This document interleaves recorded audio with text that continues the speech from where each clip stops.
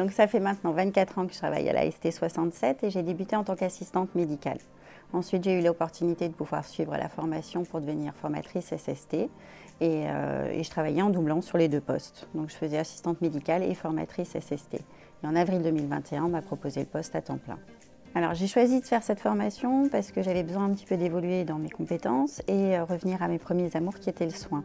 Et depuis que j'ai fait ce choix-là, je ne regrette absolument pas parce que j'aime ce que je fais, j'aime ce que j'enseigne, je suis libre de mes mouvements et je peux mettre en place ma propre pédagogie.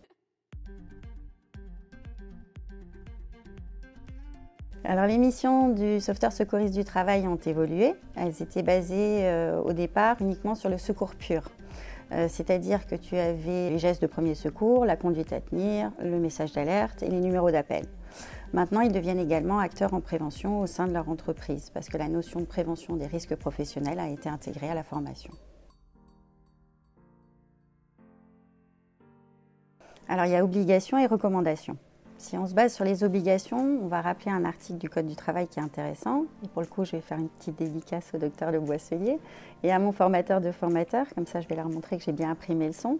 Et c'est l'article R4224-15 qui stipule qu'au minima, il faut qu'il y ait un sauveteur secouriste du travail dans chaque atelier où sont accomplis des travaux dangereux et dans certains chantiers de BTP.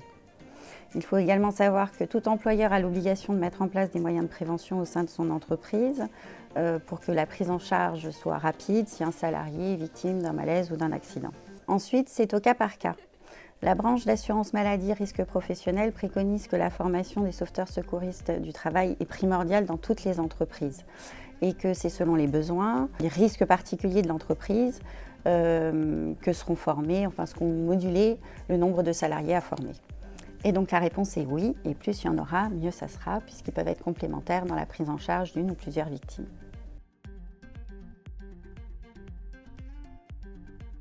Alors elle commence par un petit topo sur comment sera organisée la formation sur les 2 jours, avec les points qui seront abordés, les différents chapitres, l'épreuve certificative. Et puis on commence par un petit tour de table. Ça me permet de cibler les salariés, leur poste de travail et leurs risques professionnels. Ensuite, on rentre dans le vif du sujet, donc on commence par un petit peu d'histoire, on fait les compétences qui seront visées, un petit peu l'aspect juridique, et puis après je leur explique un peu les 2 supports qui seront utilisés et qui sont fournis par l'INRS, donc le plan d'action en prévention et le plan d'intervention qu'on utilisera pendant tout le temps de la formation. Et donc ensuite, on attaque le premier gros chapitre qui est la prévention. Et après, on suit la base du référentiel et on mélange des supports vidéo, de la théorie, de la pratique, des mises en situation. À l'issue de la formation, si tout s'est bien passé, ils recevront une attestation des acquis et ils recevront leur carte SST par courrier qui est délivrée par la branche d'assurance maladie risque professionnel et INRS.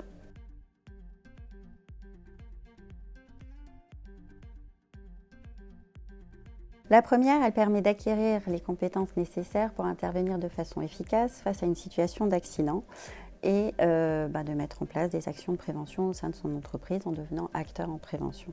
Elle est d'une durée de 2 jours, 14 heures en présentiel. Ce délai peut être allongé si l'entreprise présente des risques spécifiques, c'est-à-dire qui demanderait une procédure différente que celle enseignée par le référentiel de l'INRS. Et cela demanderait la présence et l'intervention d'un médecin du travail. La deuxième formation, dite anciennement recyclage, et maintenant s'appelle maintien et actualisation des compétences. Comme son nom l'indique, elle permet de maintenir les compétences qui ont été acquises lors de la formation initiale. Donc elle est basée sur le vécu des salariés, on revoit de la théorie, de la pratique et des mises en situation. Et elle est d'une durée de 7 heures, soit une journée.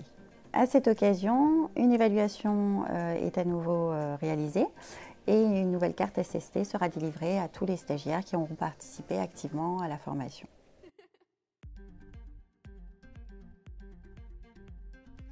Oh, il y en a plein. Mais si je devrais en retenir, c'est surtout les petits malaises vagos suite, effectivement, à partir du moment où tu arrives au chapitre saignement abondant ou lorsque tu fais les simulations de plaies à saignement abondant. Celles-là, elles sont pas mal. Mais voilà, mais sinon, non, tout se passe très bien en formation.